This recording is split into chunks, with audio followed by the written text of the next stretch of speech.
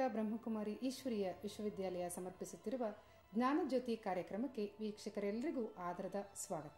ಇಂದಿನ ಈ ವಿಶೇಷ ಸಂಚಿಕೆಗೆ ಅತಿಥಿಗಳಾಗಿ ನಮ್ಮೊಡನೆ ಬಂದಿದ್ದಾರೆ ಕನ್ನಡ ಚಲನಚಿತ್ರರಂಗ ಕಂಡಂತಹ ಖ್ಯಾತ ನಟರು, ನಮ್ಮೆಲ್ಲರ ನೆಚ್ಚಿನ ನಾಯಕ ನಟರು ಆದಂತಹ ಕಲಾ ತಪಸ್ವಿ ಶ್ರೀ ರಾಜೇಶ್ ಅವರು. ಅವರ ಅನುಭವಗಳನ್ನು ನಮ್ಮೊಡನೆ ಇವತ್ತು ಹಂಚಿಕೊಳ್ತಾ ಇದ್ದಾರೆ. ಅವರಿಗೆ ನಾನು ಈ ಕಾರ್ಯಕ್ರಮಕ್ಕೆ ತಮ್ಮೆಲ್ಲರ ಪರವಾಗಿ ಹಾಗೂ ಸಂಸ್ಥೆಯ ಪರವಾಗಿ ಆದರದಿಂದ ಸ್ವಾಗತವನ್ನ ಮಾಡ್ಕೊಳ್ತಾ ಇದ್ದೀನಿ. ನಮಸ್ಕಾರ ರಾಜೇಶ್ ಅವರೇ. ನಮಸ್ಕಾರ. ನೀವು ಚಲನಚಿತ್ರರಂಗದಲ್ಲಿ ಸಾಕಷ್ಟು ಪಾತ್ರಗಳಲ್ಲಿ ನಟಿಸಿದ್ದೀರಿ. ಎಷ್ಟು ಚಿತ್ರಗಳಲ್ಲಿ ನೀವು ನಟಿಸಿದ್ದೀರಿ? ಈ ವಿಭಿನ್ನ ಪಾತ್ರಗಳಲ್ಲಿ ನಿಮ್ಮ ವೃತ್ತಿ ಜೀವನವನ್ನಾಗಿ ಆರಿಸಿಕೊಂಡಾಗ ನೀವು ಇದನ್ನು ಸಾಕಷ್ಟು ಕಡೆಗಳಲ್ಲಿ ಓಡಾಡಬೇಕಾಗಿ ಬರುತ್ತೆ. ನಿಮ್ಮ ಕುಟುಂಬದಿಂದ ಹೊರಗಿರಬೇಕಾದಂಥ ಸಂದರ್ಭಗಳು ಕೂಡ ಬರುತ್ತೆ. ಅದಕ್ಕೆ ನಿಮ್ಮ ಕುಟುಂಬದಿಂದ ಹೇಗೆ ಅದಕ್ಕೆ ಉತ್ತೇಜನ ಸಿಕ್ತು ನಿಮ್ಮ ವೃತ್ತಿಗೆ, ಮತ್ತು ಎಷ್ಟು ಚಿತ್ರಗಳಲ್ಲಿ ನೀವು ನಟಿಸಿದ್ದೀರಿ, ಆದಷ್ಟು ವಿಷಯಗಳನ್ನು ನಮಗೆ ತಿಳಿಸ್ಕೊಡಿ. ನಮ್ಮ ತಂದೆ ತಾಯಿಗಳ ವಿರೋಧ ಒಂದು ಬಿಟ್ಟರೆ ಬೇರೆ ನಮ್ಮ ಕುಟುಂಬದ ಯಾವುದೇ ವ್ಯಕ್ತಿಯಿಂದ ವಿರೋಧ ಇರಲಿಲ್ಲ. ಕಾರಣ ಏನಂತಂದರೆ ನಮ್ಮ ಊರು ಅವ್ರಿಗಷ್ಟು ಖುಷಿಯನ್ನು, ಸಂತೋಷವನ್ನು, ಸಂಭ್ರಮವನ್ನು ತಂದುಕೊಡ್ತು. ಹಾಗಾಗಿ ಬೆಳೀಲಿ ಬೆಳಗಲಿ ಅನ್ನೋ ಒಂದು ಮನೋಭಾವ ತಳೆದ್ರು ನಮ್ಮ ಕುಟುಂಬದ ಎಲ್ಲ ಸದಸ್ಯರು. ಹಾಗಾಗಿ ಒಂದು ವಾತಾವರಣ, ಒಳ್ಳೆಯ ವಾತಾವರಣ ಸೃಷ್ಟಿ ಆಯಿತು ಮನೆಯಲ್ಲಿ. ನನಗೆ ಪ್ರೋತ್ಸಾಹ ಸಿಕ್ತು, ಬೆಂಬಲ ಸಿಕ್ತು. ಹಾಗಾಗಿ ಸಿನಿಮಾಗಳು, ಕೈ ತುಂಬ ಸಿನಿಮಾಗಳು ಭಗವಂತ ಕೊಟ್ಟ. ಆಮೇಲೆ ನಿರ್ಮಾಪಕರು, ನಿರ್ದೇಶಕರು, ಬಹುತೇಕ ನಿರ್ಮಾಪಕರು ಕನ್ನಡದವರೇ ಆಗಿರಲಿಲ್ಲ, ತೆಲುಗುನವರು, ತಮಿಳ್ನವರೆಲ್ಲ ಬಂದು ಸಿನಿಮಾಗಳನ್ನ ತೆಗೆದರು. ಹಾಗಾಗಿ ಆವಾಗ ಒಳ್ಳೊಳ್ಳೆ ಕಥೆಗಳು, ಒಳ್ಳೊಳ್ಳೆ ಪಾತ್ರಗಳು. ಆಮೇಲೆ ಬಹುತೇಕ ಆಗಿನ ಕಲಾವಿದರುಗಳೆಲ್ಲರೂ ಮುತ್ತು, ರತ್ನ, ವಜ್ರ, ವೈಢೂರ್ಯ ಅನ್ನೋ ಕಲಾವಿದರುಗಳನ್ನ ನಾವು ನೋಡಿದ್ವಿ. ಕಲ್ಪನಾ ಇರ್ಬೋದು, ಜಯಂತಿಯವರು ಇರ್ಬೋದು, ಆರತಿಯವರು ಇರ್ಬೋದು, ಭಾರತಿಯವರು ಇರ್ಬೋದು, ಸರಳಾದೇವಿಯವರು ಇರ್ಬೋದು. ಇವರೆಲ್ಲ ಶ್ರೇಷ್ಠ ದರ್ಜೆಯ ಕಲಾವಿದರು, ಅಭಿನೇತ್ರಿಯರು.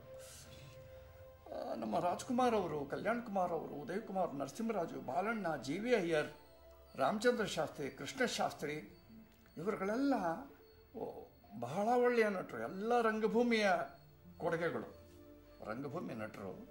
ಇವರೆಲ್ಲರ ಸಂಪರ್ಕ ನಂಗೆ ಸಿಕ್ಕಿದ್ದು ನನ್ನ ಮಹಾಭಾಗ್ಯ ಅಂತ ನಾನು ತಿಳ್ಕೊಂಡಿದ್ದೇನೆ. ಎಲ್ಲ ಬಹಳ ಒಳ್ಳೊಳ್ಳೆ ಕಲಾವಿದರುಗಳು. ಅವರ ಜೊತೆಯಲ್ಲಿ ನಾನು ಪಾತ್ರ ಮಾಡಬೇಕಾದ್ರೆ ಅದು ನನ್ನ ಸೌಭಾಗ್ಯ ಅಂತ ನಾನು ತಿಳ್ಕೊಂಡಿದ್ದೀನಿ. ಅದಾದಮೇಲೆ ಈ ಒಂದು ಸಂಪರ್ಕದಿಂದ ಸುಮಾರು ಒಂದು 150ಕ್ಕೂ ಮಿಕ್ಕಿದ ಕನ್ನಡ ಚಿತ್ರಗಳನ್ನು ಮಾಡಿದ್ದೀನಿ. ಒಂದು ತುಳು ಚಿತ್ರ ಮಾಡಿದೆ, ಯಾನ್ ಸನ್ಯಾಸಿ ಅಪ್ಪೆ. ಒಂದು ತಮಿಳು ಚಿತ್ರ ಮಾಡಿದೆ. ಚಿತ್ರರಂಗದ ಜೀವನ ನನಗೆ ಬಹಳಷ್ಟು ಸಂತೃಪ್ತಿ, ಸಮಾಧಾನವನ್ನು ತಂದಿದೆ. ಎರಡನೇದಾಗಿ ಮನಸ್ಸಿಗೆ ಶಾಂತಿ, ನೆಮ್ಮದಿ ಕೊಡ್ತಕ್ಕಂಥದ್ದು ಬೇರೆ ಒಂದು ರಂಗ ಇದೆ, ಅದೇ ಆಧ್ಯಾತ್ಮಿಕ ರಂಗ. ಈಗ ನೀವು ಹಲವಾರು ಪಾತ್ರಗಳನ್ನು ಮಾಡಿದಿರಿ, ಚಲನಚಿತ್ರರಂಗದಲ್ಲಿ ಅಭಿನಯಿಸಿದಿರಿ, ಎಲ್ಲ ಮಾಡಿದಿರಿ. ಆಧ್ಯಾತ್ಮಿಕ ಒಂದು ಜೀವನದ ಬಗ್ಗೆ ನಿಮ್ಮ ಅಭಿಪ್ರಾಯ ಏನು? ಅದು ಎಷ್ಟರ ಮಟ್ಟಿಗೆ ನಮಗೆ ಇವತ್ತು ಅಗತ್ಯ ಇದೆ? ಅಥವಾ ನೀವು ಈ ರಂಗದಲ್ಲಿದ್ದೀರಿ, ಈ ಕ್ಷೇತ್ರದಲ್ಲಿದ್ದೀರಿ, ಈ ಕ್ಷೇತ್ರದ ಕಲಾವಿದರಿಗೆ ಅದರ ಒಂದು ಅವಶ್ಯಕತೆ ಇವತ್ತು ಇದೆಯಾ? ನಿಮ್ಮ ಅಭಿಪ್ರಾಯ ಏನು ಇದರ ಬಗ್ಗೆ? ಬಹಳ ಒಳ್ಳೆ ಪ್ರಶ್ನೆಯನ್ನು ಕೇಳಿದ್ರಿ. ಸಾಮಾಜಿಕ ಕ್ಷೇತ್ರದಿಂದ ಆಧ್ಯಾತ್ಮಿಕ ಕ್ಷೇತ್ರಕ್ಕೆ ನಾನು ರೂಪಾಂತರ ಹೊಂದಬೇಕಾದ್ರೆ ನನಗೆ ಬಹುಶಃ ನಾನು ತಿಳಿತೀನಿ, ಧರ್ಮಕರ್ಮ ಸಂಯೋಗ ಇರಬಹುದು, ಅಥವಾ ಪೂರ್ವಾರ್ಜಿತ ಸಂಚಿತ ಪುಣ್ಯ ಫಲ ಇರಬಹುದು. ಬಹುಶಃ ಪೂರ್ವಾರ್ಜಿತ ಸಂಚಿತ ಪುಣ್ಯ ಫಲ ಅಂತ ನಾನು ತಿಳ್ಕೊಂಡಿದ್ದೀನಿ. ಆಧ್ಯಾತ್ಮಿಕ ಕ್ಷೇತ್ರಕ್ಕೆ ಒಬ್ಬ ಮನುಷ್ಯ ಹೆಜ್ಜೆ ಇಡಬೇಕಾದ್ರೆ ಅವನಿಗೆ ಪೂರ್ವಾರ್ಜಿತ ಪುಣ್ಯ ಫಲ ಇರಬೇಕು. ಅದಿದೆ ಅಂತ ನನಗೆ ಅನಿಸಿದೆ. ಹಾಗಾಗಿ ನಾನು ಈ ಕ್ಷೇತ್ರಕ್ಕೆ ಅಡಿ ಇಟ್ಟೆ. ಆಧ್ಯಾತ್ಮಿಕ ನನಗೆ ಎಷ್ಟು ಸಂತೋಷ ಕೊಟ್ಟಿದೆ ಅಂದರೆ, ಎಂಥ ಸೋಲು ಜೀವನದಲ್ಲಿ, ಎಂಥ ಸೋಲು, ಎಂಥ ಬಿರುಗಾಳಿ ಎಬ್ಬಿಸ್ತಕ್ಕಂಥ ವಾತಾವರಣಗಳು ಬಂದಾಗಲೂ ಕೂಡ ಅದನ್ನು ಧೈರ್ಯವಾಗಿ ನಿಭಾಯಿಸ್ತಕ್ಕಂಥ ಒಂದು ಆತ್ಮಶಕ್ತಿಯನ್ನು ಬೆಳೆಸ್ಕೊಂಡಿದ್ದು ಆಧ್ಯಾತ್ಮಿಕ ಹಿನ್ನೆಲೆಯಿಂದ. ಅದು ಒಳ್ಳೊಳ್ಳೆ ಪುಸ್ತಕಗಳನ್ನು ಓದಿದೆ. ದೇವರು ನರಸಿಂಹ ಶಾಸ್ತ್ರಿಗಳು ಬರೆದಿರೋ ಪುಸ್ತಕಗಳನ್ನು ಓದಿದೆ, ಒಳ್ಳೊಳ್ಳೆ ಕಾದಂಬರಿಗಳನ್ನು ಓದಿದೆ, ಧರ್ಮ ಗ್ರಂಥಗಳನ್ನು ಓದಿದೆ, ಸಂಸ್ಕೃತಿ ಗ್ರಂಥಗಳನ್ನು ಓದಿದೆ. ಇದೆಲ್ಲ ನನಗೆ ಆಧ್ಯಾತ್ಮಿಕ ಮೆಟ್ಲುಗಳಾದವು. ಹಾಗಾಗಿ ಆಧ್ಯಾತ್ಮ ಅಂದರೆ ಏನು ಅನ್ನೋದು ನನಗೆ ಗೊತ್ತಿರಲಿಲ್ಲ. ಆಮೇಲೆ ಕ್ರಮೇಣ ಕ್ರಮೇಣ ನಾನು ಹೋಗ್ತಾ ಹೋಗ್ತಾ ಆಧ್ಯಾತ್ಮ, ಎಲ್ಲ ಮನುಷ್ಯರಲ್ಲೂ ಆತ್ಮನಿದ್ದಾನೆ. ಆ ಆತ್ಮನಿಗೆ ಒಡೆಯ ಯಾರು? ಪರಮಾತ್ಮ, ಪರಮ ಆತ್ಮ, ಪರಮ ಪಿತ, ಪರಬ್ರಹ್ಮ, ಆಮೇಲೆ ಪರಾತ್ಪರ, ಇವೆಲ್ಲ ಹೇಳ್ತೀವಿ. ಅವನಿದ್ದಾನೆ, ಅವನೇ ಒಡೆಯ. ಈ ಜಗತ್ತಿನಲ್ಲಿ ಸುಮಾರು 600 ಕೋಟಿಗೂ ಹೆಚ್ಚಿನ ಆತ್ಮಗಳಿವೆ. ಈ 600 ಕೋಟಿ ಆತ್ಮಗಳಿಗೂ ಒಬ್ಬನೇ ಒಡೆಯ. ಅವನ್ನ ಪರಮ ಆತ್ಮ ಅಂತ ನಾವು ಕೂಗ್ತೀವಿ. ಎಲ್ಲ ಆತ್ಮಗಳು ಅವನಲ್ಲೇ ಸೇರ್ತವೆ, ಅವನಿಂದಲೇ ನಿರ್ದೇಶಿತ ಆಗಿ ನಮ್ಮಲ್ಲಿ ಬಂದಿವೆ. ಹೀಗಾಗಿ ಈ ಆತ್ಮನಿಗೂ ಪರಮಾತ್ಮನಿಗಿರ್ತಕ್ಕಂಥ ಸಂಬಂಧ ಏನು? ನಾವು ಹೇಗೆ ಬಂದ್ವಿ ಜಗತ್ತಿನಲ್ಲಿ, ಯಾತಕ್ಕೋಸ್ಕರ ಬಂದ್ವಿ, ಯಾವ ಉದ್ದೇಶದಿಂದ ಬಂದ್ವಿ, ನಮ್ಮನ್ನು ಕಳಿಸ್ತವ್ರು ಯಾರು, ಈ ಮಾತಾಡ್ತಕ್ಕಂಥ ಶಕ್ತಿ ಯಾವುದು, ಅಂತರ್ಶಕ್ತಿ ಯಾವುದು, ಇದೆಲ್ಲ ತಿಳ್ಕೋಬೇಕು ಅನ್ನೋ ಒಂದು ಕುತೂಹಲ ನಂಗೆ ಜಾಸ್ತಿ ಆದಾಗ ಈ ಆಧ್ಯಾತ್ಮಿಕ ಹಿನ್ನೆಲೆ ನನಗೆ ಒದಗೋದಕ್ಕೆ ಶುರುವಾಯಿತು. ಅಂದರೆ ನಿಮಗೆ ನಟನೆಯ ಜೊತೆಗೆ ಆಧ್ಯಾತ್ಮಿಕದಲ್ಲೂ ಒಲವಿತ್ತು ಅಂತ ಆಯಿತು ಅಲ್ಲಿನಿಂದ. ಮತ್ತು ಈಗ ಈಶ್ವರೀಯ ತತ್ವದ ಪ್ರಕಾರ ನಾನು ಆತ್ಮ, ಈ ದೇಹ ನಶ್ವರ ಹಾಗೂ ಆತ್ಮ ಅವಿನಾಶಿ, ಮತ್ತು ಎಲ್ಲರಿಗೂ ಕೂಡ ಒಬ್ಬನೇ ದೇವರು ಅಂತ ಹೇಳಿ ನಂಬುವಂತಹ ಇದು ಈಶ್ವರೀಯ ತತ್ವ.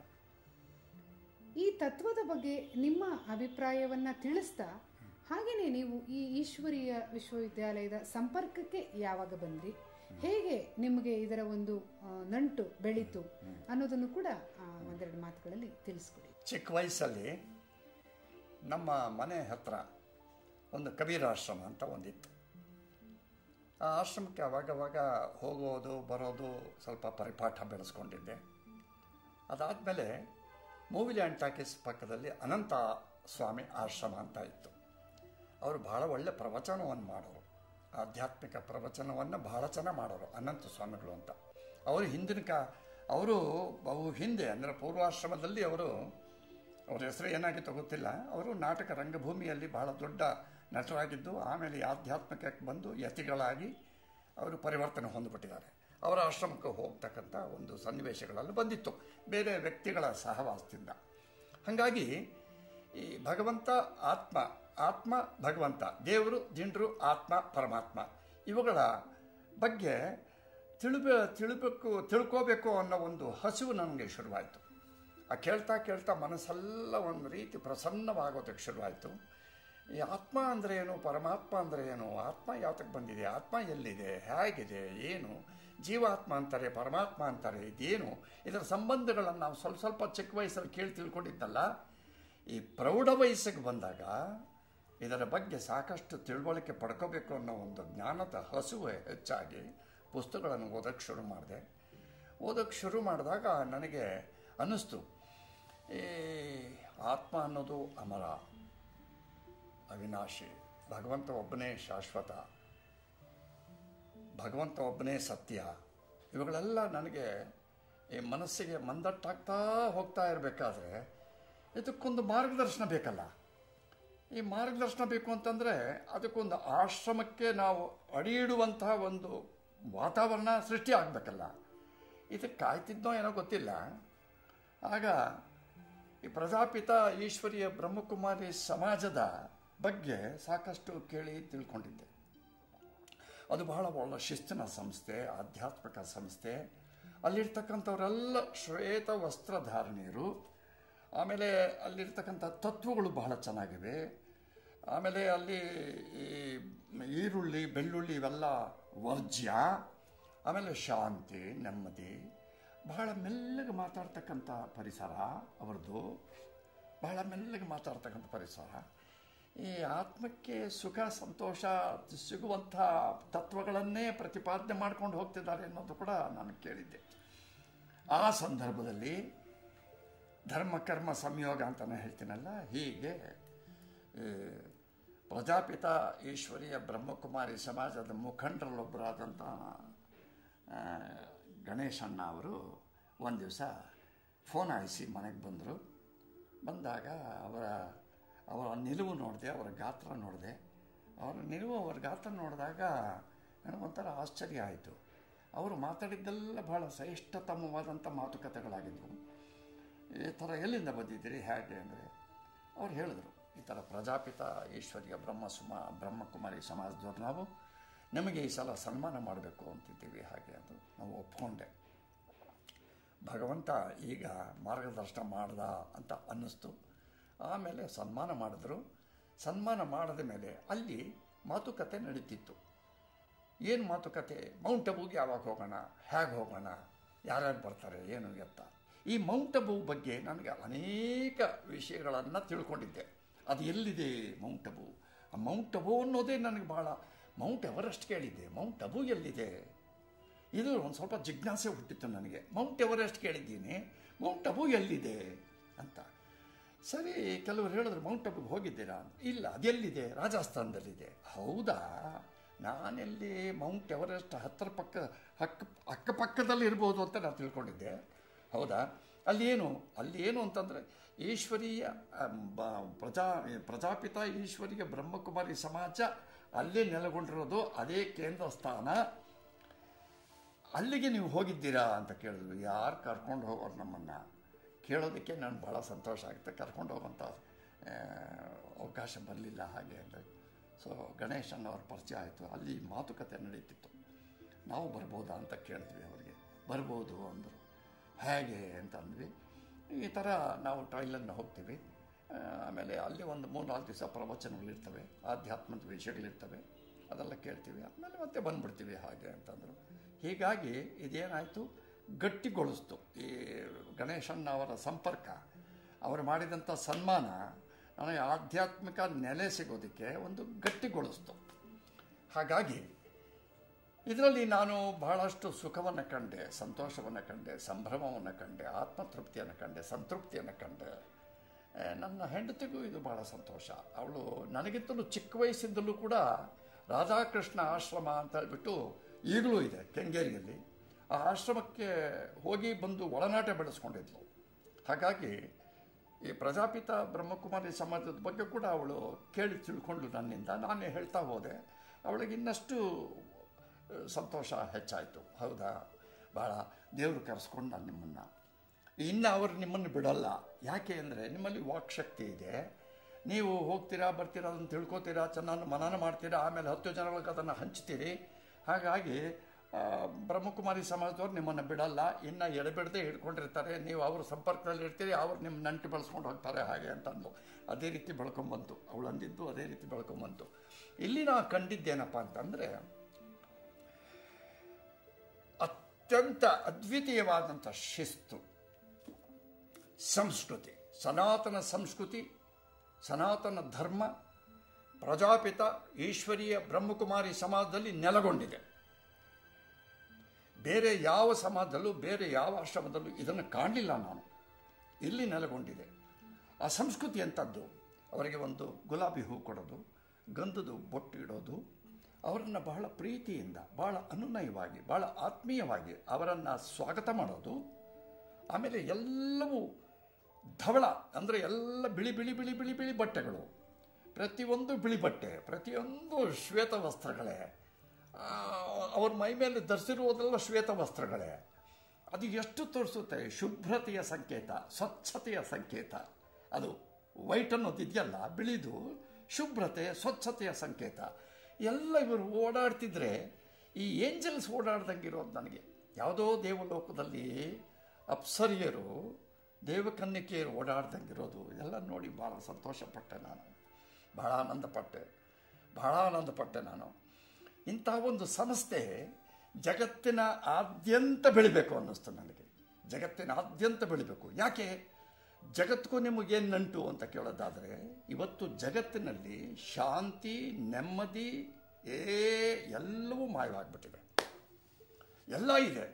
ತಂತ್ರಜ್ಞಾನ ಬೆಳೆದಿದೆ, ವಿಜ್ಞಾನ ಬೆಳೆದಿದೆ, ಎಲ್ಲ ಬೆಳೆದಿದೆ. ಆದರೆ ಶಾಂತಿ, ನೆಮ್ಮದಿ ಇಲ್ಲವಾಗಿದೆ. ಇವತ್ತು ಜಗತ್ತಲ್ಲಿ ಎಲ್ಲೇ ನೋಡಿ ನೀವು, ಶಾಂತಿ ಇಲ್ಲ, ನೆಮ್ಮದಿ ಇಲ್ಲ, ತೃಪ್ತಿ ಇಲ್ಲ, ಸಮಾಧಾನ ಇಲ್ಲ. ಜೀವನದಲ್ಲಿ ಯಾವ ಸುಖ ಸಂತೋಷವೂ ಇಲ್ಲ. ಆತ್ಮನಿಗೆ ಕೊಡ್ತಕ್ಕಂಥ ಸುಖ ಸಂತೋಷವೂ ಈ ಭೂಮಿ ಮೇಲೆ ಇಲ್ಲ. ಅದು ಎಲ್ಲಿ ಸಿಗುತ್ತೆ ಅಂತಂದರೆ, ಈಗ ಇಂಥ ಕಡೆ ಪ್ರಜಾಪಿತ ಬ್ರಹ್ಮಕುಮಾರಿ ಈಶ್ವರೀಯ ಬ್ರಹ್ಮಕುಮಾರಿ ಸಮಾಜದಲ್ಲಿ ಸಿಗುತ್ತೆ. ಶಾಂತಿ, ನೆಮ್ಮದಿ, ದೇವರ ಒಂದು ಸ್ಮರಣೆ, ದೇವರ ಅಸ್ತಿತ್ವದ ಒಂದು ತತ್ವಗಳ ಪ್ರತಿಪಾದನೆ, ಭಗವಂತನಿಗೂ ಆತ್ಮನಿಗಿರ್ತಕ್ಕಂಥ ಸಂಬಂಧ, ಆಮೇಲೆ ಭಗವಂತನ ಸ್ಮರಣೆ ಮಾಡ್ತಕ್ಕಂಥ ಈ ಆತ್ಮ ಎಷ್ಟು ಪರಿಶುದ್ಧವಾಗಿ ಬೆಳಿಬೇಕು, ಭಗವಂತನ ಸ್ಮರಣೆಯಲ್ಲೇ ಬೆಳಿಬೇಕು. ಕಾರಣ ಏನಪ್ಪ ಅಂತಂದರೆ ಅವನಿಂದ ಬಂದಂಥ ಆತ್ಮ ಇದು, ಅವನ ಸ್ಮರಣೆ ಮಾಡಿಕೊಂಡೇ ಅವನ ಪಾದವನ್ನು ಸೇರಬೇಕು ಈ ಆತ್ಮ. ಅದು ನಿಜವಾಗ್ಲೂ ಆತ್ಮ ಮತ್ತು ಪರಮಾತ್ಮನ ಸಂಬಂಧ ಇದು ಅವಿನಾಭಾವ ಸಂಬಂಧ.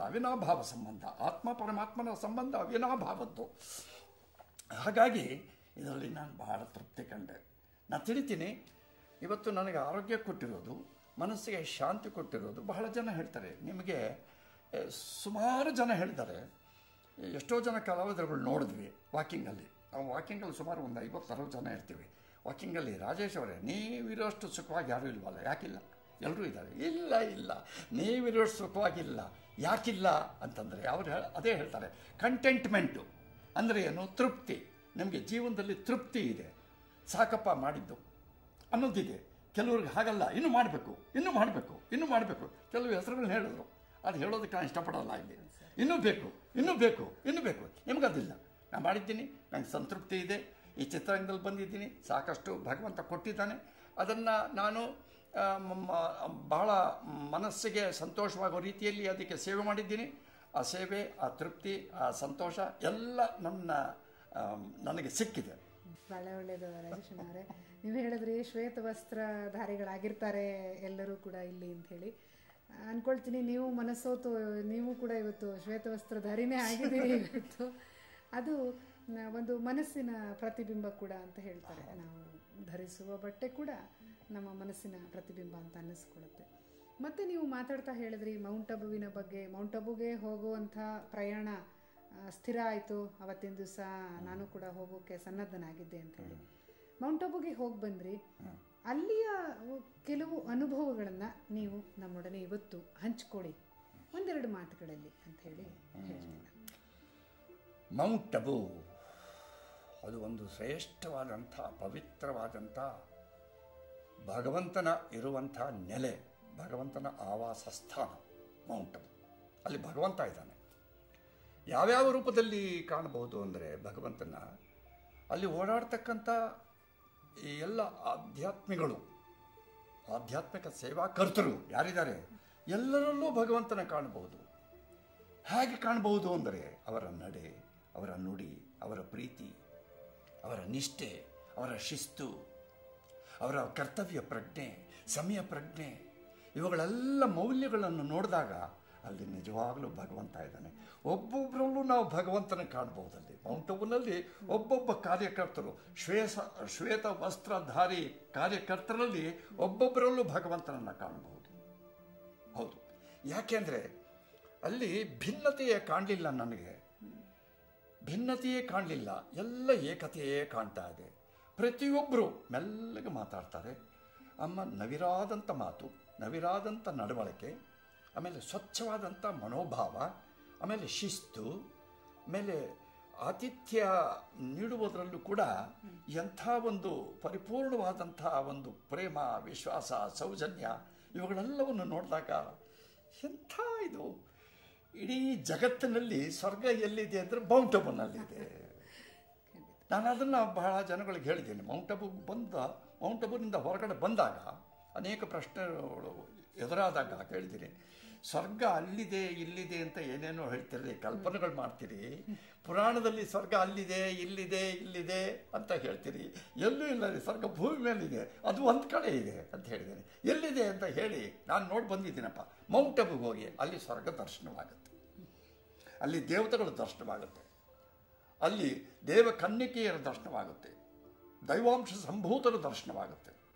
ಅಲ್ಲಿ ನಡೆಯತಕ್ಕಂಥ ವಿಚಾರಗಳು, ಊಟ ತಿಂಡಿ ಮೊದಲುಗೊಂಡು ಅಲ್ಲಿ ಎತ್ತು ಸಾತ್ವಿಕ ಆಹಾರ, ಸಾತ್ವಿಕ ನಡೆ, ಸಾತ್ವಿಕ ನುಡಿ, ಸಾತ್ವಿಕರ ದರ್ಶನ, ಇವುಗಳೆಲ್ಲ ಸ್ವರ್ಗ ಅಲ್ವೇ? ಮತ್ತೆ ಇವತ್ತು ಮೌಂಟ್ ಅಬು ಬಿಟ್ಟು ಹೊರಗಡೆ ಬಂದಾಗ ನಮಗೆ ಆಗೋ ದರ್ಶನವೇ ನರಕ ಸದೃಶ ದರ್ಶನ. ಬಹಳ ಸಂತೋಷ ಪಟ್ಟಿದ್ದೀರಿ ನೀವು ಅಂತೇಳಿ. ಹಲವಾರು ಜನರನ್ನು ಕೂಡ ನೀವು ನಿಮ್ಮ ಜೊತೆಗೆ ಕರ್ಕೊಂಡು ಹೋಗಿದ್ದೀರಿ ಅಂತ ಕೂಡ ನಾನು ಕೇಳ್ಪಟ್ಟಿದ್ದೀನಿ. ಈಗ ರಾಜೇಶ್ ಅಣ್ಣ ಅವರೇ, ನೀವು ವಿಭಿನ್ನ ಪಾತ್ರಗಳಲ್ಲಿ ಚಲನಚಿತ್ರಗಳಲ್ಲಿ ನಟಿಸಿದ್ದೀರಿ. ಅದರಲ್ಲಿ ನಿಮ್ಮ ಮನಸ್ಸಿಗೆ ಅಂದರೆ ನೀವು ತನ್ಮಯರಾಗಿ ಆ ಒಂದು ಪಾತ್ರದಲ್ಲಿ ಮಿಳಿತಗೊಂಡು ಅಭಿನಯಿಸಿದಂಥ ಯಾವುದಾದ್ರೂ ಒಂದು ಪಾತ್ರವನ್ನು ನೀವು ಇವತ್ತು ನೆನೆಸ್ಕೊಳ್ಳಿಕ್ಕೆ ಸಾಧ್ಯ ಆಗ್ತದ? ಮತ್ತು ಹಲವಾರು ಗೀತೆಗಳು ಕೂಡ ನನಗೆ ನೆನಪಿಗೆ ಬರೋ, ಈಗ ನೀವು ನಮ್ಮ ಊರು ಹೇಳಿದ್ರಿ, ನಮ್ಮ ಊರಿನಲ್ಲಿ ನಮಗೆಲ್ರಿಗೂ ಗೊತ್ತಿರುವಂಥದ್ದು ಹೋಗದಿರಿ ಸೋದರರೇ ಅಂತ ಒಂದು ಅದ್ಭುತವಾದ ಹಾಡು. ಮತ್ತು ಮಣ್ಣಲ್ಲಿ ಕಲೆಯ ರೂಪಿಸುವ ತನ್ನ ಒಲವಿಗೆ ಅದು ತುಂಬಾ ಚೆನ್ನಾಗಿತ್ತು. ಹಾಗೆಯೇ ನಿಮ್ಮದು ಇತ್ತೀಚೆಗೆ ಬಂದಂಥ ದೇವರ ದುಡ್ಡು ಮಾದು ಇರ್ಬೋದು, ಬೆಳುವಲದ ಮಡಿಲಲ್ಲಿ ರೈತ ಇರ್ಬೋದು, ಇಂಥ ಪಾತ್ರಗಳನ್ನೆಲ್ಲ ನೀವು ವಿಭಿನ್ನವಾಗಿ ಅಭಿನಯಿಸಿದೆ. ಇದರಲ್ಲಿ ನಿಮ್ಮ ಮನಸ್ಸಿನಲ್ಲಿ ಉಳ್ಕೊಳ್ಳುವಂಥ ಯಾವುದಾದ್ರೂ ಒಂದು ಪಾತ್ರ ಅಥವಾ ಒಂದು ಗೀತೆ ನಮಗಾಗಿ ಇವತ್ತು ನೀವು ಕೊಡ್ಲಿಕ್ಕೆ ಸಾಧ್ಯನಾ? ನೆನಪಿಸ್ಕೊಂಡು ನಮ್ಮ ಮುಂದೆ ಅದನ್ನು ನೀಡಿ ಅಂತ ಹೇಳ್ತೀನಿ. ನನಗೆ ಮನಸ್ಸಿಗೆ ಅತ್ಯಂತ ತೃಪ್ತಿ ತಂದಂಥ ಸಿನಿಮಾಗಳು, ಪಾತ್ರಗಳು ಹಲವಾರಿವೆ, ಒಂದಲ್ಲ. ಬೆಳುವಲದ ಮಡಿಲಲ್ಲಿ ಅದು ಒಂದು ಕಾದಂಬರಿ, ದೇವಿಯರಪ್ಪ ಅವರ ಕಾದಂಬರಿ. ಅದು ಎಂಥ ಪಾತ್ರ! 3 ಆಯಾಮಗಳು ಬರ್ತವೆ. ಆ 3 ಆಯಾಮಗಳಲ್ಲೂ ಕೂಡ ಆ ಪಾತ್ರ ಬಹಳ ಬಹಳ ಸೊಗಸಾದಂಥ ಪಾತ್ರ. ಅದು ಅರ್ಥ ಆಯ್ತಾ? ಅದು ಒಂದು. ಅದು ಬಿಟ್ಟರೆ ನೆಕ್ಸ್ಟು ನನಗೆ ಅತ್ಯಂತ ಆನಂದವನ್ನು, ತೃಪ್ತಿಯನ್ನು ತಂದಿದ್ದು ರೇಣುಕಾದೇವಿ ಮಹಾತ್ಮೆಯಲ್ಲಿ ಜಮದಗ್ನಿ ಪಾತ್ರ. ಎಸ್, ಅದು ಕೂಡ ನನಗೆ ಬಹಳ ಸಂತೋಷ ತಂತು. ಅದಾದಮೇಲೆ ದೇವರ ದುಡ್ಡು ಅದು ಏನೂ ಅಲ್ಲ, ಸಾಮಾಜಿಕ ಭಗವದ್ಗೀತೆ. ಅದು ಒಬ್ಬ ಶ್ರೀಕೃಷ್ಣ ಬರ್ತಾನೆ, ಒಂದು ಸಾಮಾಜಿಕ ಚಿತ್ರದಲ್ಲಿ ಶ್ರೀಕೃಷ್ಣ ಬರ್ತಾನೆ ಅಂತಂದರೆ ಅದರಲ್ಲೇನೋ ವಿಶೇಷ ಇರಬೇಕು. ಅದೇ ಭಗವದ್ಗೀತೆಯನ್ನು ಸಿನಿಮಾ ರೂಪದಲ್ಲಿ, ಸಾಮಾಜಿಕ ರೂಪದಲ್ಲಿ ಅಭಿವ್ಯಕ್ತಿ ಮಾಡಿದ್ದು ದೇವರ ದುಡ್ಡು. ಅದು ಬಹಳ ಇಷ್ಟವಾದ ಪಾತ್ರ. ಅದಾದಮೇಲೆ ಕಲಿಯುಗ ಬಹಳ ಇಷ್ಟವಾದ ಪಾತ್ರ. ಯಾಕೆ ಇಷ್ಟವಾದ ಪಾತ್ರ ಅಂದರೆ, ಇವತ್ತಿನ ಸಮಾಜದಲ್ಲಿ, ಪ್ರಸ್ತುತ ಸಮಾಜದಲ್ಲಿ ತಂದೆ ತಾಯಂದರನ್ನ ಈ ಯುವಕ ಮಕ್ಕಳು ನೋಡ್ಕೊಳ್ಳಲ್ಲ, ಹೊರಗಡೆ ಹಾಕ್ಬಿಡ್ತಾರೆ. ತಂದೆ ದುಡಿಯೋವರೆಗೂ ಮಕ್ಕಳು ಅವನ ಅಂಕಿತದಲ್ಲಿರ್ತಾರೆ, ಅವನ ಅಂಕೆ ಸಂಖ್ಯೆಯಲ್ಲಿರ್ತಾರೆ ಮಕ್ಕಳು. ತಂದೆ ನಿವೃತ್ತನಾದಾಗ, ವೃದ್ಧಾಪ್ಯ ಆವರಿಸಿದಾಗ ಮಕ್ಕಳು ಅವನ ಅಸಡ್ಡಿಯಾಗಿ ಕಾಣ್ತಾರೆ. ಇದು ಒಂದು. ಎರಡನೇದಾಗ ಅಲ್ಲಿ ಇನ್ನೇನು ಕಾಣುತ್ತೆ ಅಂತಂದರೆ, ತಂದೆಗೆ ಕೈ ಹೋದಾಗ ಇವನು ನಿಕೃಷ್ಟನಾಗ್ಬಿಟ್ಟ, ಇವನು ನಿಷ್ಕ್ರಿಯನಾಗ್ಬಿಟ್ಟ ಹಾಗೆ ಅಂತ ಹೇಳಿಬಿಟ್ಟು 2 ಮಕ್ಕಳು ಅವನ್ನ ಹೊರಗಡೆ ಹಾಕ್ತಾರೆ. ಹೊರಗಡೆ ಹೋದರೂ ಸಹ ಎಡಗೈನಿಂದ ಮನುಷ್ಯ ತನ್ನ ಒಂದು ಜೀವನವನ್ನು ಸೃಷ್ಟಿ ಮಾಡಿಕೊಂಡು ಇವನು ಸೃಷ್ಟಿ ಮಾಡ್ಕೊಂಡು ಇವನು ಪ್ರವರ್ಧಮಾನಕ್ಕೆ ಬರೋ ಅಷ್ಟೊತ್ತಿಗೆ ಈ 2 ಮಕ್ಕಳು ಪಾತಾಳಕ್ಕೆ ಬಿದ್ದುಬಿಟ್ಟಿರ್ತಾರೆ. ಪಾತಾಳಕ್ಕೆ ಬಿದ್ದಂಥ ಪರಿಸರದಲ್ಲಿ ನನ್ನ ಹೆಂಡತಿ ಅಂದರೆ ತಾಯಿ ಮಡಲಿಗೆ ಬಂದು ಬೀಳ್ತಾರೆ, ನನಗೆ ನೀವೇ ಸಹಾಯ ಮಾಡಬೇಕು ಹಾಗೆ ಅಂತ. ಆದರೆ ತಂದೆ ಹೇಳ್ತಾನೆ, ಎಂಥದ್ದು ಅಂದರೆ ಒಂದು ಮಾತು ಹೇಳ್ತಾನೆ, ಒಬ್ಬ ಮಗ ಬೆನ್ನಿಗೆ ಚೂರಿ ಹಾಕದ, ಇನ್ನೊಬ್ಬ ಮಗ ಎದೆಗೆ ಚೂರಿ ಹಾಕದ ಅಂತ ಹೇಳ್ಕೊಂಡೇ ಬಂದಿರ್ತಾನೆ. ಅವಿಬ್ಬರು ಮಕ್ಕಳು ಇವನು ಪ್ರವರ್ಧಮಾನಕ್ಕೆ ಬಂದಾಗ, ಇವರು ಅವನತಿ ಹೊಂದಿದಾಗ ಈ 2 ಮಕ್ಕಳು ತಾಯಿ ಮಡಲು ಬಂದು ಬೀಳ್ತಾರೆ. ತಂದೆ ಬಿಲ್ಕುಲ್ ಅವರನ್ನು ಸೇರಿಸಲ್ಲ, ಗೆಟ್ ಔಟ್ ಅಂತಾನೆ. ಅದು ನನಗೆ ಭಾಳ ಬಹಳ ಇಷ್ಟವಾದ ಪಾತ್ರ. ಸಮಾಜದಲ್ಲಿ ಪ್ರತಿಯೊಂದು ಮನೆಯಲ್ಲೂ ಈ ಸನ್ನಿವೇಶಗಳು ನಡೀತಾವೆ. ಅದಕ್ಕೆ ಪಾಠ. ಅದು ಸಮಾಜದಲ್ಲಿ ನಡೀತಿರುವಂಥ ನಿಕೃಷ್ಟವಾದಂಥ ಈ ಕೆಲವು ಅನಿಷ್ಟಕರವಾದಂಥ ಸನ್ನಿವೇಶಗಳಿಗೆ ಅದು ಪಾಠ. ಯಾವುದು? ಕಲಿಯುಗ. ಬಹಳ ಒಳ್ಳೆ ಪಾಠ. ಅದು ಬಿಟ್ಟರೆ ನನಗೆ ಪಿತಾಮಹ, ಅದು ಬಹಳ ಒಳ್ಳೆ ಪಾತ್ರ. ಈ 2 ಸಿನಿಮಾಗಳು ಕೂಡ ರೀಮೇಕ್. ಈ ಕಲಿಯುಗ ಅನ್ನೋದು ಹಿಂದಿಯಲ್ಲಿ ಅವತಾರ್ ಅಂತ ಬಂದಿತ್ತು, ಅದನ್ನು ಕನ್ನಡದಲ್ಲಿ ರೀಮೇಕ್ ಮಾಡಿದ್ರು, ಕಲಿಯುಗ ಅಂತ ಇಟ್ಟರು. ಇಲ್ಲಿಂದ ಅವರಿಗೆ ಇನ್ನೊಂದು ದೊಡ್ಡ ಚಿತ್ರ ಮಾಡಬೇಕು ಅಂತ ಅನ್ನಿಸ್ತು, ವಿಧಾತ ಹೋದರು. ಆ ವಿಧಾತದಲ್ಲಿ ದಿಲೀಪ್ ಕುಮಾರ್ ರೋಲ್ನ ನಾನು ಇಲ್ಲಿ ಮಾಡಿದೆ, ಅದು ಪಿತಾಮಹ ಆಯಿತು. ನನಗೆ ಬಹಳ ಒಳ್ಳೆ ಪಾತ್ರಗಳು, ಒಳ್ಳೆ ಕಥೆಗಳು. ಒಂಥರ ನೀವು ಇವಾಗ ಹೇಳಿದ ಪಾತ್ರಗಳೆಲ್ಲ ಕೂಡ ಜನಮಾನಸದಲ್ಲಿ ಅಚ್ಚಳಿಯದೆ ಉಳಿಯುವಂಥ ಅಭಿನಯ ಇರುವಂಥ ಪಾತ್ರಗಳಿವೆಲ್ಲನೂ ಕೂಡ. ನಮಗೂ ಎಲ್ಲ ಇವತ್ತಿಗೂ ಕಣ್ಣು ಮುಂದೆ ನಡೀತಾ ಇದ್ದಂಗೆ ಅನ್ನಿಸ್ಬಿಡುತ್ತೆ. ನೆನೆಸ್ಕೊಂಡ್ರೆ ಒಂಥರ ಫ್ಲ್ಯಾಶ್ ಬ್ಯಾಕ್ ಥರ ಈಗಲೂ ಕಣ್ಣು ಮುಂದೆ ಅವೆಲ್ಲ ಪಾತ್ರಗಳು ಬಂದು ನಿಂತ್ಕೊಂಡಂಗೆ ಆಗುತ್ತೆ. ಬಹಳ ಸಂತೋಷ. ಮತ್ತು ನಿಮ್ಮ ಗೀತೆಗಳಲ್ಲಿ ನಿಮಗೆ ಎಲ್ಲ ಗೀತೆಗಳು ಬಿಡಿ, ನಿಮ್ಮ ಮೇಲೆ ಪಿಕ್ಚರೈಸ್ ಆಗಿರುವಂಥ ಎಲ್ಲ ಗೀತೆಗಳು ನಮ್ಮ ಕಿವಿನಲ್ಲಿ ಇವತ್ತಿಗೂ ಗುಯ್ಗುಟ್ತಾ ಇದ್ದಾವೆ. ಅಂಥ ಒಳ್ಳೆಯ ಅದ್ಭುತವಾದ ಗೀತೆಗಳು ಕಾವೇರಿನಲ್ಲಿರ್ಬೋದು, ಈ ದೇಶ ಚೆನ್ನ, ಈ ಮಣ್ಣು ಚಿನ್ನ ಅದಿರ್ಬೋದು, ಅಥವಾ ಬಿಳುವಲದ ಮಡಿಲಲ್ಲಿನಲ್ಲಿ ನೀವು ಭಗವಂತನ ಭಕ್ತರು, ಆದರೆ ಅದ್ರಲ್ಲಿ ಭಗವಂತನ ಬೈತೀರಿ ನೀವು. ಎಲ್ಲಾನ್ ಕಾಯೋ ದ್ಯಾವ್ರೆ ನೀನು ಎಲ್ಲಿ ಕುಂತಿದ್ದಿ, ನಮ್ಮನ್ನೆಲ್ಲ ಭೂಮಿ ಆಗ್ಬಿಟ್ಟು ಏನು ಮಾಡ್ತಿದ್ದಿ ಅಂತ ಹೇಳಿ ಅಂಥ ಗೀತೆಗಳೆಲ್ಲ ಕೂಡ ಇವತ್ತಿಗೂ ಕೂಡ ನಮಗೆ ಒಂಥರ ಬರ್ತಾ ಇರುತ್ತೆ, ಮನಸ್ಸಿನಲ್ಲಿ ಅನುರಣನಗೊಳ್ತಾ ಇರುತ್ತೆ. ಅಂಥದ್ರಲ್ಲಿ ನಿಮಗೆ ಅಚ್ಚುಮೆಚ್ಚಿನ ಗೀತೆ ಯಾವುದಾದ್ರೂ ಒಂದಿದ್ರೆ ಅದರ ಒಂದು 2 ಸಾಲನ್ನು ನೀವು ಈ ಸಂದರ್ಭದಲ್ಲಿ ಹೇಳಲಿಕ್ಕಾಗತ್ತಾ? ಬೋರೇಗೌಡ ಬೆಂಗಳೂರು ಬಂದ ಚಿತ್ರದಲ್ಲಿ ಒಂದು ಹಾಡು ನನಗೆ ಭಾಳಷ್ಟು ಆತ್ಮೀಯವಾಗಿದೆ. ಆ ಹಾಡನ್ನು ಹಾಡೋದಕ್ಕೆ ಇಷ್ಟಪಡ್ತೀನಿ. ನಮದೇ ನಾಡೆಲ್ಲ ನಮ್ಮವರೇ ಜನರೆಲ್ಲ, ನಮದೇ ನಾಡೆಲ್ಲ ನಮ್ಮವರೇ ಜನರೆಲ್ಲ, ನಿಲ್ಲಲು ನೆಲೆಯಿಲ್ಲ ಮಲಗಲು ಮನೆಯಿಲ್ಲ, ನಮದೇ ನಾಡೆಲ್ಲ ನಮ್ಮವರೇ ಜನರೆಲ್ಲ.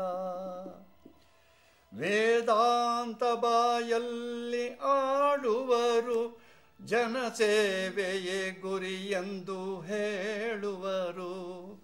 ವೇದಾಂತ ಬಾಯಲ್ಲಿ ಆಡುವರು, ಜನಸೇವೆಯೇ ಗುರಿಯೆಂದು ಹೇಳುವರು. ಸ್ವಾರ್ಥಕ್ಕೆ ಬಲಿಯಾಗಿ ಗುಂಪು ಕಟ್ಟುತ್ತಾ ಹೋಗಿ ದೇಶಕ್ಕೆ ದ್ರೋಹ ಬಗೆಯುವರು. ನಮದೇ ನಾಡೆಲ್ಲ ನಮ್ಮವರೇ ಜನರೆಲ್ಲ, ನಿಲ್ಲಲು ನೆಲೆಯಿಲ್ಲ ಮಲಗಲು ಮನೆಯಿಲ್ಲ, ನಮದೇ ನಾಡೆಲ್ಲ ನಮ್ಮವರೇ ಜನರೆಲ್ಲ, ನಮದೇ ನಾಡೆಲ್ಲ ನಮ್ಮವರೇ ಜನರೆಲ್ಲ. ನಿಜವಾಗ್ಲೂ ಈ ಥರ ಗೀತೆಗಳನ್ನು ಕೇಳ್ತಾ ಇದ್ರೆ ಮನಸ್ಸಿಗೆ ಎಷ್ಟು ಒಂದು ನೆಮ್ಮದಿ ಸಿಕ್ಕುತ್ತೆ, ಸಂತೋಷ ಆಗುತ್ತೆ. ನೋಡಿ ಎಷ್ಟು ಚೆನ್ನಾಗಿದೆ ಅರ್ಥ ಕೂಡ. ನಮ್ಮದೇ ನಾಡೆಲ್ಲ ನಮ್ಮವರೇ ಜನರಲ್ಲ, ಎಷ್ಟು ಸತ್ಯ ಅಲ್ವಾ ಅದು. ಮತ್ತೆ ಮುಂದೆ ಒಂದು ಹಿಂದೆ ಒಂದು ಮಾಡೋರ ಬಗ್ಗೆನೂ ಕೂಡ ಎಷ್ಟು ಒಂದು ವಿಡಂಬನಾತ್ಮಕವಾಗಿ ಅದನ್ನ ಬರೆದಿದ್ದಾರೆ. ಎಲ್ಲ ಒಳ್ಳೊಳ್ಳೆಯ ಒಂಥರ ಗೀತ ರಚನಾಕಾರರು, ಸಂಗೀತ ನಿರ್ದೇಶಕರು, ಅವ್ರ ಜೊತೆ ಎಲ್ಲ ನೀವು ಕೆಲಸ ಮಾಡುವಂಥ ಸೌಭಾಗ್ಯ ಪಡೆದಿದ್ದೀರಿ. ನಿಮ್ಮನ್ನೆಲ್ಲ ನಾವು ನೋಡಿ ಆನಂದಿಸುವಂಥ ಸೌಭಾಗ್ಯ ಕೂಡ ಪಡೆದಿದ್ದೀವಿ. ನಿಜವಾಗ್ಲೂ ನಾವೆಲ್ಲರೂ ಕೂಡ ಧನ್ಯರು ಅಂತ ಹೇಳಿ ತಿಳ್ಕೊಳ್ಳೋಣ. ಇಂದಿನ ಈ ಸಂಚಿಕೆಗೆ ಬಂದು ತಮ್ಮ ಹಲವಾರು ಅನುಭವಗಳನ್ನು ನಮ್ಮೊಡನೆ ಹಂಚಿಕೊಂಡಿದ್ದೀರಾ. ಅದಕ್ಕೆ ನಾನು ಸಂಸ್ಥೆಯ ಪರವಾಗಿ ಹಾಗೂ ವೀಕ್ಷಕರೆಲ್ಲರ ಪರವಾಗಿ ಕೂಡ ಧನ್ಯವಾದಗಳನ್ನು ತಿಳಿಸ್ತಾ ಇದ್ದೀನಿ. ರಾಜೇಶಣ್ಣವರೇ ನಮಸ್ಕಾರ.